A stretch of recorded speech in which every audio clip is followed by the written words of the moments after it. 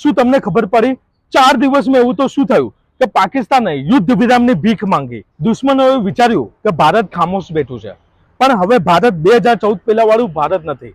આજે જો કોઈ પણ આપણા શહીદના સિંદૂરને ઉજાડશે તો જવાબ મળશે ઓપરેશન સિંદૂરથી.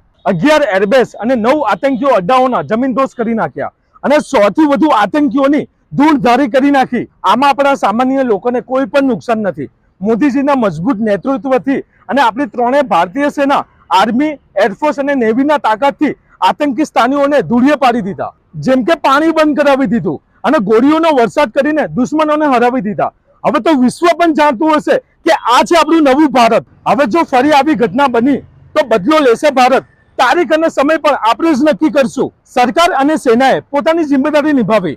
હવે આપણી જિમ્મેદારી એ બને છે કે ભારતમાં બનેલી વસ્તુઓ જ ખરીદવાની, એટલે કે મેક ઇન ઇન્ડિયાના પ્રોડક્ટ જ ખરીદવાના અને વિદેશી વસ્તુઓનો બહિષ્કાર કરવો. તો જય હિન્દ, જય ભારત.